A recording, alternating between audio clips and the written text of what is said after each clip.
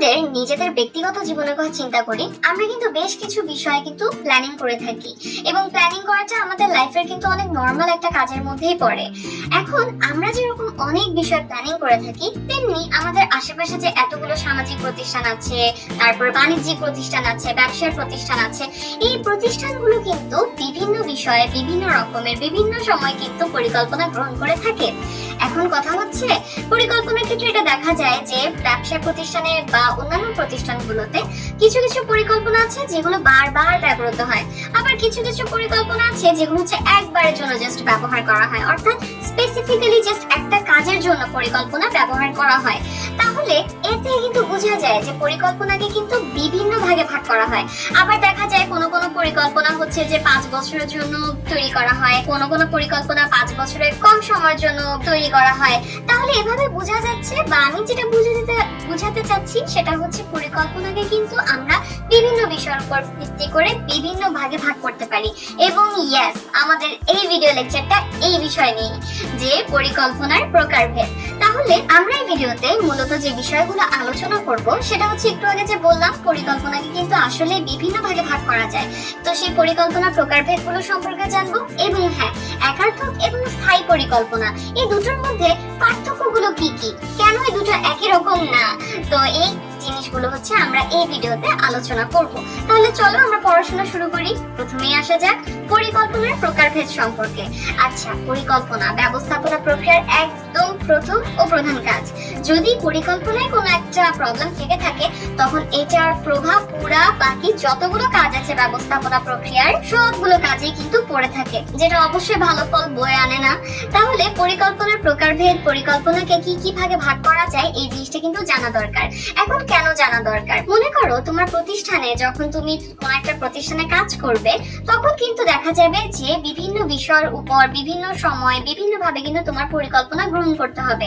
এখন কোন সিচুয়েশনে তোমার কি পরিকল্পনা গ্রহণ করা উচিত, এই জিনিসটা জানার জন্য কিন্তু পরিকল্পনার প্রকারভেদটা তোমার জানা দরকার, তাই না? বুঝাতে পারছি? তাহলে যেটা বলছিলাম যে পরিকল্পনা হচ্ছে ব্যবস্থাপনা প্রক্রিয়ার সবচেয়ে প্রথম এবং সবচেয়ে প্রধান কাজ, এটা অনেক ইম্পর্টেন্ট। তো পরিকল্পনা কাকে বলে? পরিকল্পনার মাধ্যমে কিন্তু ভবিষ্যতে যা করা হবে, ভবিষ্যৎ কার্যক্রমের চিন্তা ভাবনা আগে থেকেই করা হয়, অর্থাৎ ভবিষ্যৎ কার্যক্রমের পূর্ব নির্ধারিত নকশা বা চিত্র, এটাই হচ্ছে পরিকল্পনা, যেটার ব্যাপ্তি হচ্ছে প্রতিষ্ঠানের প্রত্যেকটা পর্যায়ে কিন্তু পড়ে থাকে, অর্থাৎ প্রতিষ্ঠানের প্রত্যেকটা পর্যায়ে কিন্তু পরিকল্পনার ব্যাপ্তি বিদ্যমান। তো বিভিন্ন দৃষ্টিকোণ থেকে পরিকল্পনার প্রকারভেদে আমরা জানবো। প্রথমেই জানবো প্রকৃতিগত শ্রেণী বিভাগ। আচ্ছা, আমরাও প্রাণী এবং হচ্ছে সেই সাথে মনে করো পাখিরাও প্রাণী। এখন কথা হচ্ছে যে আমরা আর পাখি, আমরা কিন্তু সেম না। কেন? কারণ আমাদের মানুষের বৈশিষ্ট্যগুলো আছে এবং পাখির হচ্ছে পাখির বৈশিষ্ট্যগুলো আছে, অর্থাৎ বৈশিষ্ট্য ভেদে আমাদের মধ্যে ডিফারেন্স আছে। এই জন্যই আমরা মানুষ এবং ওরা হচ্ছে পাখি, তাই না? তাহলে এভাবে পরিকল্পনার ক্ষেত্রেও কিন্তু এটা দেখা যায় যে পরিকল্পনার বৈশিষ্ট্যের ভিত্তিতেও একে বিভিন্ন ভাগে ভাগ করা যায়। তো এগুলো এখন আমরা জানবো। ফার্স্টে আসে লক্ষ্য।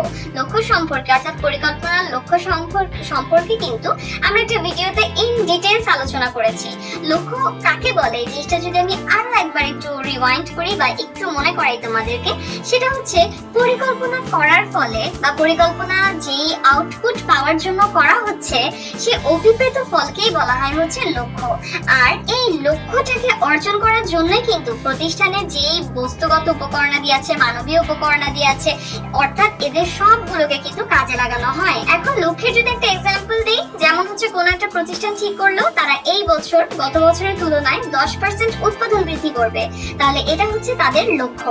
এখন এই লক্ষ্যের আলোকে প্রতিষ্ঠানে যে বিভিন্ন বিভাগ আছে, তো বিভিন্ন বিভাগ বা স্তরে হচ্ছে অধিলক্ষ্য নির্ধারণ করা হয় এবং এই লক্ষ্যকেও কিন্তু আবার বিভিন্ন ভাগে ভাগ করা যায় বিভিন্ন দৃষ্টিকোণ থেকে। সেই জিনিসটাও কিন্তু ওই লক্ষ্যের প্রকারভেদ যেখানে আমরা পড়েছি, বা হচ্ছে পরিকল্পনার লক্ষ্য যেখানে আমরা পড়েছি, সেখানে আমি ইন ডিটেইলস আলোচনা করেছি। তাহলে লক্ষ্যের আপাত দৃষ্টিতে যে কনসেপ্টটা এই ভিডিওতে আমি বুঝাতে চাচ্ছি, সেটা হচ্ছে যে লক্ষ্য হচ্ছে পরিকল্পনা যে আউটপুটটা পাওয়ার জন্য, যে ফলাফলটা পাওয়ার জন্য তৈরি করা হয়, সেটাই হচ্ছে লক্ষ্য। যেমন মনে করো যে কোনো একটা প্রতিষ্ঠান লক্ষ্য স্থির করলো তারা এই বছর তাদের 10% উৎপাদন হচ্ছে বৃদ্ধি করবে। নেক্সট হচ্ছে স্থায়ী পরিকল্পনা। এটাও হচ্ছে আরেকটা প্রকৃতিগত শ্রেণী বিভাগের ক্ষেত্রে আরো একটা প্রকারভেদ, স্থায়ী পরিকল্পনা। এখন এটা কাকে বলে? স্থায়ী, এই কথাটা শুনলে কিন্তু আমাদের মনে হয় যে যেটার ইম্প্যাক্ট বা যেটার একটা প্রভাব এটা অনেক বছর ধরে অনেক সময় ধরে থাকবে, তাই না? এখন স্থায়ী পরিকল্পনা না এই জাতীয় কিছুই কিন্তু বোঝায়, অর্থাৎ যে পরিকল্পনাটা প্রতিষ্ঠানে একবার যখন গ্রহণ করা হয়ে গিয়েছে এরপরে নতুন কোনো পরিকল্পনা গ্রহণ করা বা নতুন কোনো অবস্থা সৃষ্টি না হওয়া পর্যন্ত বারবার ব্যবহার করা হবে, সেটাকেই বলা হবে স্থায়ী পরিকল্পনা। এখন কথা হচ্ছে যে একই ধরনের কোন একটা প্রতিষ্ঠানে একই ধরনের সমস্যা বা একই ধরনের সিচুয়েশন মোকাবেলা করার জন্য বারবার যাতে ব্যবহার করা যায় এই কারণে কিন্তু স্থায়ী পরিকল্পনাগুলো তৈরি করা হয়। এর ফলে কি হয় যে একবারেই ঊর্ধ্বতনরা যে পরিকল্পনাটা তৈরি করেছে স্থায়ী পরিকল্পনা, এটা একবারেই তারা তৈরি করেছে এবং এটা বারবার অধস্তনদেরকে জানানো দরকার পড়ে না এবং অধস্তনরা হচ্ছে যে এটাতে অভ্যস্ত হয়ে পড়ে এবং কাজের স্পিড বেড়ে যায় কিন্তু, এবং সেই সাথে কিন্তু প্রতিষ্ঠানের শৃঙ্খলা প্রতিষ্ঠাও এটা ভূমিকা রাখে। তো এই স্থায়ী পরিকল্পনাটাকে বিভিন্ন ভাগে ভাগ করা যায়। এই যে প্রথমে পর্ব হচ্ছে নীতি। নীতি হচ্ছে মনে করো একটা প্রতিষ্ঠানে যখনই প্রমোশন দেওয়ার বিষয়টা আসে তখন জ্যেষ্ঠত্বের ভিত্তিতে বা সিনিয়রিটি বেসিসে হচ্ছে যে তোমার প্রমোশন দেওয়া হয়, এটা হচ্ছে যে তোমার একটা নীতির উদাহরণ বলা যায়। অর্থাৎ একই ধরনের সমস্যার ক্ষেত্রে সিদ্ধান্ত গ্রহণের যে পূর্ব নির্ধারিত আদর্শ বা যে আগে থেকে ঠিক করা আদর্শ আর কি বা সাধারণ নির্দেশনাকেই বলা হয় নীতি। যেমন এইমাত্র বললাম যে কোন একটা প্রতিষ্ঠানে যখনই প্রমোশনের বিষয়টা আসে যে প্রমোশন দিতে হবে এই টাইমটায় তখনই জ্যেষ্ঠত্বের ভিত্তিতে দেওয়া হয়। এই ক্ষেত্রে কিন্তু ঊর্ধ্বতনদেরকে আর তেমন একটা চিন্তা করা দরকার পড়ে না। তো নীতি এটাকেই বলে এবং এটা কিন্তু ঊর্ধ্বতন যারা আছে বা ব্যবস্থাপক যারা আছে তাদেরকে কিন্তু অনেক হেল্প করে। যেমন এই ক্ষেত্রে বললাম যে আগে থেকে ঠিক করাই আছে যে যখনই প্রমোশনের কথা আসবে তখনই এই জ্যেষ্ঠত্বের ভিত্তিতেই প্রমোশন দেওয়া হবে, অন্য কোনো উপায় না। সো এর ফলে সময় বেঁচে যাচ্ছে এবং সহজেই তারা হচ্ছে ডিসিশন নিতে পারছে। আচ্ছা, নেক্সট হচ্ছে প্রক্রিয়া। প্রক্রিয়া হচ্ছে যেমন আমরা ব্যবস্থাপনা প্রক্রিয়া বলি না, ব্যবস্থাপনা প্রক্রিয়া বলতে আমরা কি বুঝি? ওখানে কিন্তু অনেকগুলো কাজ ধারাবাহিকভাবে একটার পর আরেকটা হতে থাকে এবং প্রত্যেকটা কাজ কিন্তু পরস্পর নির্ভরশীল এবং ওই কাজগুলো ঠিকভাবে করার উপরে ডিপেন্ড করে যে প্রাতিষ্ঠানিক লক্ষ্যার্জন হবে কিনা। তো প্রক্রিয়া হচ্ছে যেটা যে লক্ষ্য অর্জনের জন্য পরস্পর নির্ভরশীল ধারাবাহিক কাজের সমষ্টিকেই বলা হয় প্রক্রিয়া এবং কাজগুলো কিন্তু কোনটার পর কোনটা করা হবে এই জিনিসটা আগে থেকেই বলা হয়ে থাকে এবং পরস্পর নির্ভরশীল যেহেতু কাজগুলো থাকে সো একটা কাজ দ্বারা কিন্তু আরেকটা কাজ বা বাকি কাজগুলো কিন্তু প্রভাবিত হয় এবং সবগুলো কাজ ঠিকভাবে হচ্ছে কিনা এটার উপর ডিপেন্ড করে যে লক্ষ্যটা অর্জন করা যাবে কিনা। যেমন কোন একটা প্রতিষ্ঠানে কর্মী নির্বাচনের জন্য আবেদনপত্র গ্রহণ থেকে শুরু করে একদম নিয়োগদান পর্যন্ত এই সবগুলো কাজের সমষ্টিকে বলা হয়, অর্থাৎ ধারাবাহিক কাজের সমষ্টিকেই প্রক্রিয়া বলা যেতে পারে। নেক্সট হচ্ছে পদ্ধতি, অর্থাৎ নেক্সট যে স্থায়ী পরিকল্পনাটা সেটা হচ্ছে পদ্ধতি। পদ্ধতি কাকে বলে? এই যে প্রক্রিয়ার ক্ষেত্রে আমরা দেখছি যে ধারাবাহিক কার্য সমষ্টি অনেকগুলো কাজ একটার পর একটা হচ্ছে। তো প্রক্রিয়ার অধীনে নির্ধারিত প্রত্যেকটা কাজ ঠিকভাবে সম্পাদন করার জন্য যে কার্যক্রম গ্রহণ করা হয় তাকেই বলা হয় পদ্ধতি। একটা এক্সাম্পল দিই, যেমন কর্মী নির্বাচন যে প্রক্রিয়াটা হবে ওই প্রক্রিয়ায় আমি লিখিত পরীক্ষা নিব, রিটেন এক্সাম দিতে হবে, এটা একটা পদ্ধতি। ওকে, আচ্ছা নেক্সট হচ্ছে কৌশল। কৌশলটা বলতে আসলে বোঝায় এটা আসলে এক ধরনের প্রতিযোগিতামূলক পরিকল্পনা। মনে করো এ আর বি এটা হচ্ছে দুটো ফার্ম। এখন বি যে পরিকল্পনাটা গ্রহণ করেছে এ সেটা কিভাবে মোকাবেলা করবে এই জন্য আগে থেকেই নির্ধারণ করা নীতিকেই বলা হয় হচ্ছে কৌশল, অর্থাৎ যাতে করে এ তার প্রতিযোগী ফার্ম বি এর থেকে এগিয়ে থাকতে পারে। তাহলে এভাবেই প্রতিযোগী ফার্ম কর্তৃক গৃহীত পরিকল্পনাকে কিভাবে মোকাবেলা করা হবে এটার জন্য আগে থেকেই নির্ধারণ করা নীতিকেই বলা হয় হচ্ছে যে তোমার কৌশল। যেমন হচ্ছে আমার প্রতিষ্ঠানে যে পণ্য উৎপাদিত হবে সেটা আমি একদম ডিরেক্টলি আমার কাস্টমারের কাছে পৌঁছে দিব, এই ধরনের একটা কৌশল প্রতিষ্ঠান কিন্তু গ্রহণ করতে পারে। তাহলে এটা হচ্ছে কৌশল একটা উদাহরণ আর কি। নেক্সট হচ্ছে একার্থক পরিকল্পনা। স্থায়ী পরিকল্পনার ক্ষেত্রে আমরা যেরকম দেখেছি যে স্থায়ী পরিকল্পনা হচ্ছে বারবার ব্যবহার করা হয়, একার্থক পরিকল্পনা কিন্তু এটার পুরোই আলাদা। হ্যাঁ, একার্থক পরিকল্পনা বলেটা কাকে? একার্থক পরিকল্পনা হচ্ছে যে পরিকল্পনা প্রতিষ্ঠানে জাস্ট একবার ব্যবহার করার জন্য বা একটা মাত্র উদ্দেশ্য অর্জনের জন্য তৈরি করা হয় তাকে বলা হয় একার্থক পরিকল্পনা। একটা ইজি এক্সাম্পল দেই, মনে করো পদ্মা সেতু। এখন এই পদ্মা সেতু তৈরি করার ক্ষেত্রে যে পরিকল্পনা, এটাকে আমরা একার্থক পরিকল্পনা বলতে পারি, অর্থাৎ এটা একবার ব্যবহার করার জন্যই তৈরি করা হয়েছে। তো এভাবে একবার ব্যবহার করার জন্য বা একটা নির্দিষ্ট উদ্দেশ্য সাধনের জন্য বা একটা মাত্র উদ্দেশ্য অর্জনের জন্য যে পরিকল্পনা করা হয় তাকে বলা হয় একার্থক পরিকল্পনা। অর্থাৎ যেই ওই উদ্দেশ্যটা পূরণ করা হয়ে গেল, শেষ, ওই পরিকল্পনার কার্যকারিতাও শেষ, এটাকেই বলা হয় একার্থক পরিকল্পনা। তো এমন একটা প্রতিষ্ঠান যেখানে ফরমাশ অনুযায়ী, অর্ডার অনুযায়ী হচ্ছে যে মানে আমার কত অর্ডার আসছে এটার উপর ডিপেন্ড করেই হচ্ছে যে তোমার কাজকর্ম পরিচালনা করা হয়। অর্থাৎ এক এক দিন তো এক এক রকম অর্ডার আসবে, এক এক দিন এক এক ভাবে কাজ করতে হবে। তো সেইখানে হচ্ছে যে তোমার এই একার্থক পরিকল্পনাটা ভালোই ফলাফল দেয় আর কি, ওখানেই একার্থক পরিকল্পনাটার প্রয়োগ বেসিক্যালি। আবার প্রতিষ্ঠানে কোন একটা বিশেষ অবস্থা মোকাবেলা করার জন্য কিন্তু একার্থক পরিকল্পনাটা গ্রহণ করা হয়। আবার মনে করো কোন একটা ব্যবসা প্রতিষ্ঠানের যন্ত্রপাতি হচ্ছে বেশ কয়েকদিন ধরে হচ্ছে তোমার নষ্ট হয়ে পড়ে আছে, এগুলো মেরামত করা হচ্ছে না, এবং এর ফলে হচ্ছে কি যে যন্ত্রগুলো ব্যবহার করার ফলে যে কাজের স্পিড আসতো এটাও বন্ধ হয়ে গিয়েছে। সো এই সমস্যা মোকাবেলা করার জন্য এখন যদি কোনো বিশেষ কর্মসূচি গ্রহণ করা হয় তখন সেটাকে কিন্তু একার্থক পরিকল্পনা বলা হবে। এখন কথা হচ্ছে একার্থক পরিকল্পনায় অনেক সময় এটা দেখা যায় যে সময়ের অভাবে এই একার্থক পরিকল্পনায় পরিবর্তন আনাটা বেশ টাফ হয়ে পড়ে। তো এই একার্থক পরিকল্পনাকেও কিন্তু আমরা দুটো ভাগে ভাগ করতে পারি, হ্যাঁ প্রধানত। তাহলে প্রথমে হচ্ছে আসলো কর্মসূচি।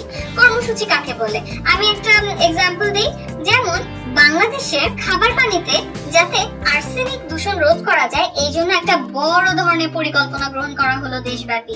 তাহলে এটা হচ্ছে কর্মসূচির এক্সাম্পল।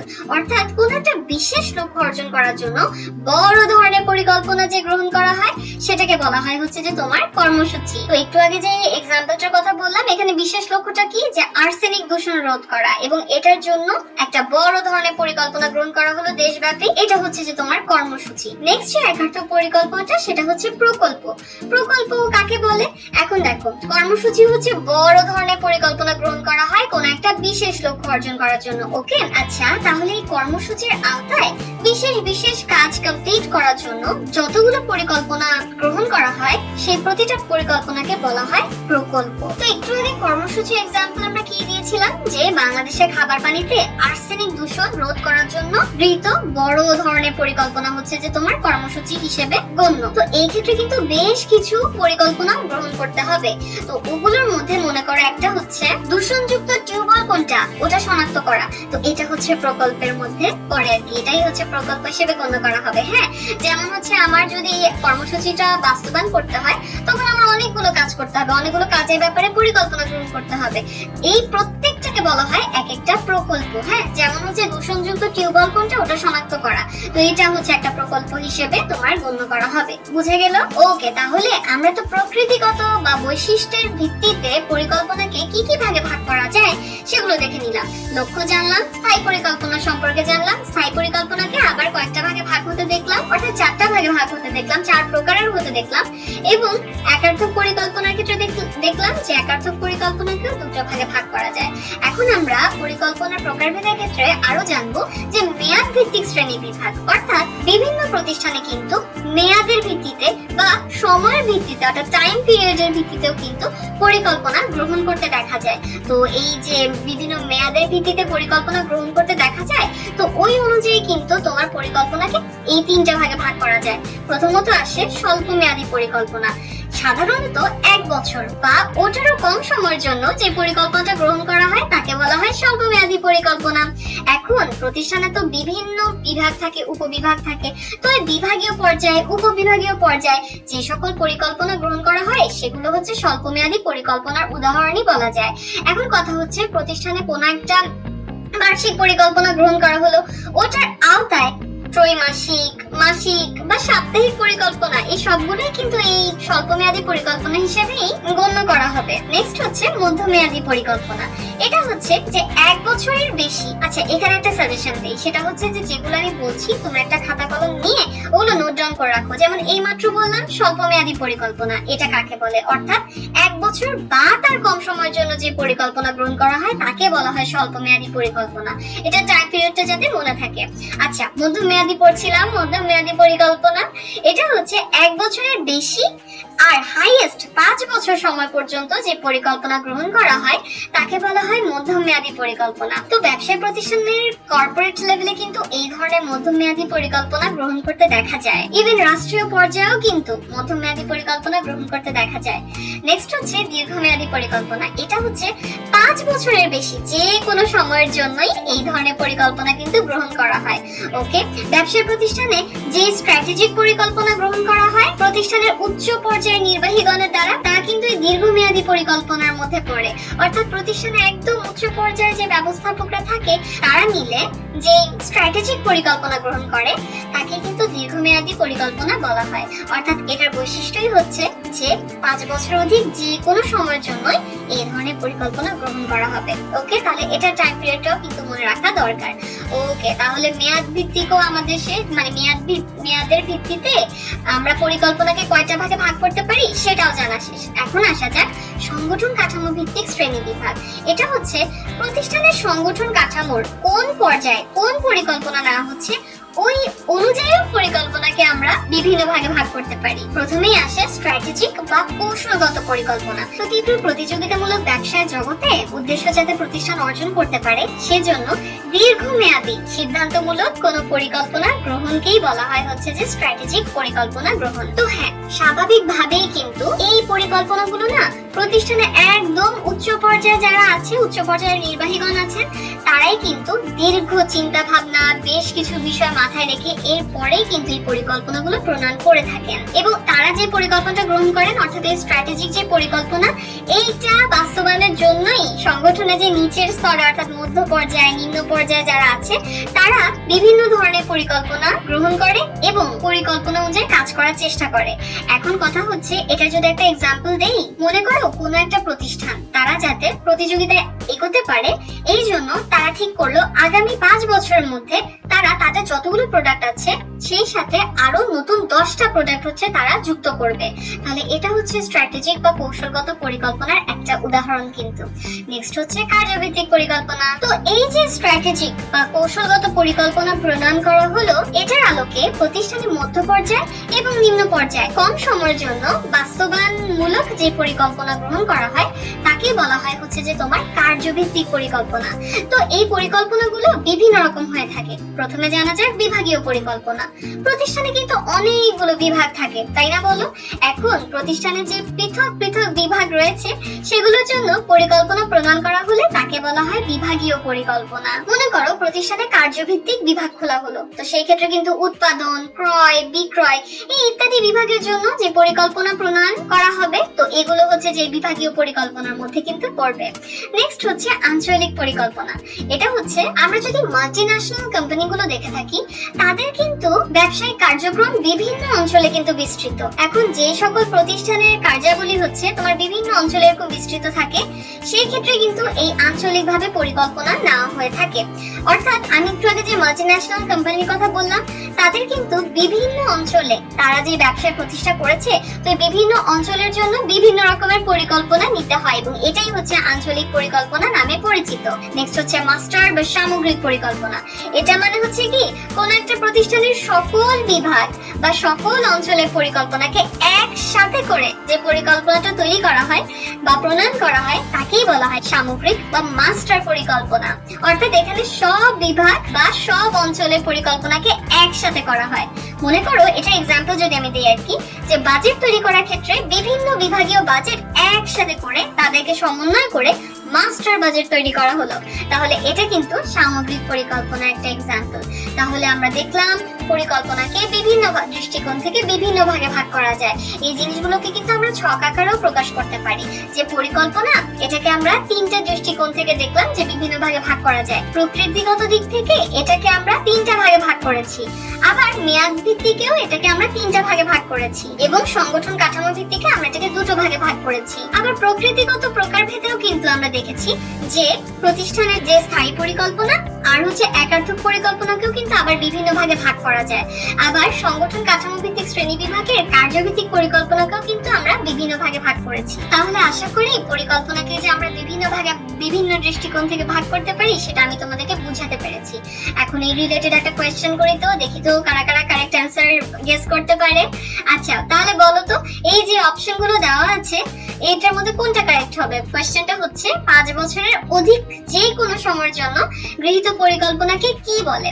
অর্থাৎ 5 বছরের বেশি সময়ের জন্য যে পরিকল্পনাগুলো প্রণয়ন করা হয় সেগুলোকে কি বলে? স্বল্পমেয়াদী পরিকল্পনা বলে, মধ্যমেয়াদী পরিকল্পনা বলে, নাকি দীর্ঘমেয়াদী পরিকল্পনা বলে? যদি তোমরা মেয়াদের ভিত্তিতে পরিকল্পনা কয় ভাগে আমরা ভাগ করেছি সেই জিনিসটা মনে করতে পারো, তাহলে কিন্তু এটার অ্যান্সারটা খুবই সোজা। তাহলে যদি তোমাদের মনে হয় যে 5 বছরের বেশি সময়ের জন্য গৃহীত পরিকল্পনাকে স্বল্পমেয়াদী পরিকল্পনা বলে, নো, অ্যান্সারটা কারেক্ট না। যদি মনে হয় মধ্যমেয়াদী পরিকল্পনা, অ্যান্সার হবে নো, ওটাও অ্যান্সার না, অ্যান্সার হচ্ছে দীর্ঘমেয়াদী পরিকল্পনা। তাহলে আমাকে জানাও তো কারা কারা কারেক্ট অ্যান্সারটা গেস করতে পেরেছো। এখন আমরা নেক্সট টপিকটা যাই, যে বৈশিষ্ট্যগত বা প্রকৃতিগত দিক থেকে যখন আমরা পরিকল্পনাকে বিভিন্ন ভাগে ভাগ করেছিলাম, তখন আমরা দেখেছিলাম যে পরিকল্পনাকে লক্ষ্য, একার্থক পরিকল্পনা এবং স্থায়ী পরিকল্পনা, এই তিনটা ভাগে কিন্তু আমরা প্রকৃতিগত দিক থেকে আমরা ভাগ করতে পারি। এর মধ্যে একার্থক এবং স্থায়ী পরিকল্পনা, এই দুই ধরনের পরিকল্পনার মধ্যে মূলত পার্থক্যগুলো কি কি, এটাই আমরা এখন জানবো। তাহলে প্রথমেই আসা যাক এদের সংজ্ঞার ক্ষেত্রে, মানে এগুলোর ডেফিনেশনের ক্ষেত্রে। একার্থক পরিকল্পনার কথা মনে করো তো, এটা কিন্তু একবার ব্যবহার করার জন্যই কিন্তু প্রণয়ন করা হয়। যে যেরকম এখানে লেখা আছে যে যেই পরিকল্পনা বিশেষ কোনো সমস্যা বা বিশেষ কোনো পরিস্থিতি মোকাবেলা করার জন্য একবারের জন্য প্রণয়ন করা হয় তাকে বলা হয় একার্থক পরিকল্পনা। আর স্থায়ী পরিকল্পনাটা কি? যে পরিকল্পনাটা প্রতিষ্ঠানে নতুন পরিস্থিতি বা সমস্যা না সৃষ্টি হওয়া পর্যন্ত পৌনঃপুনিক সমস্যা সমাধানের ক্ষেত্রে বারবার ব্যবহারের জন্যই তৈরি করা হয় তাকে বলা হয় স্থায়ী পরিকল্পনা। অর্থাৎ স্থায়ী পরিকল্পনা যেটার ইম্প্যাক্টটা কিন্তু বেশ অনেক দিন থাকে, অর্থাৎ যেটার ব্যবহারও অনেক দিন পর্যন্ত করা হয়, এভাবেই করে স্থায়ী পরিকল্পনাটা প্রণয়ন করা হয়ে থাকে। তো যে মূল পার্থক্যটা আমরা দেখতে পাচ্ছি, স্থায়ী পরিকল্পনা যেখানে বারবার ব্যবহার করা হচ্ছে, একার্থক পরিকল্পনা কিন্তু জাস্ট একবার ব্যবহারের জন্যই কিন্তু প্রণয়ন করা হচ্ছে। একটা এক্সাম্পল যেটা এখানে দেওয়া আছে, যে বাংলাদেশ সরকারি গৃহীত পদ্মা সেতু বাস্তবায়নের পরিকল্পনা, এটা কিন্তু পদ্মা সেতু যেই বাস্তবায়ন করা ডান হয়ে যাবে এর কার্যকারিতা কিন্তু সেখানেই শেষ। কিন্তু স্থায়ী পরিকল্পনা কিন্তু এমন না। যেমন স্থায়ী পরিকল্পনার উদাহরণ কি? বাংলাদেশ সরকার পরিচালনার জন্য স্থায়ী পরিকল্পনা, বাংলাদেশ সংবিধান, এটা কিন্তু বারবারই কিন্তু ব্যবহার করা হবে। তাহলে একার্থক পরিকল্পনা আর স্থায়ী পরিকল্পনা এরা এভাবে হচ্ছে একটা আরেকটা থেকে হচ্ছে ডিফারেন্ট। এখন একার্থক পরিকল্পনার ক্ষেত্রে কিন্তু আমরা দেখেছি কর্মসূচি, প্রকল্প, এই দুই ভাগে এটাকে ভাগ করা যায়। আর স্থায়ী পরিকল্পনা এটা কিন্তু 4 ধরনের হতে পারে কিন্তু, অর্থাৎ এই ক্ষেত্রেও কিন্তু তাদের মধ্যে পার্থক্য বিদ্যমান। আর এভাবেই আমরা পরিকল্পনা প্রণয়ন এবং সিদ্ধান্ত গ্রহণ এই অধ্যায়ের আরো দুটি গুরুত্বপূর্ণ বিষয় সম্পর্কে জেনে নিলাম। পরিকল্পনা প্রকারভেদ জানলাম এবং একার্থক এবং স্থায়ী পরিকল্পনার মধ্যকার পার্থক্য জেনে নিলাম। পরিকল্পনার প্রকারভেদ জানাটা কিন্তু খুবই গুরুত্বপূর্ণ, কেননা প্রতিষ্ঠানে এক এক সিচুয়েশনে এক এক রকমের পরিকল্পনা কিন্তু গ্রহণ করা হয়ে থাকে। তো আশা করি এই কনসেপ্টগুলো তোমরা বুঝতে পেরেছো। ধন্যবাদ সবাইকে।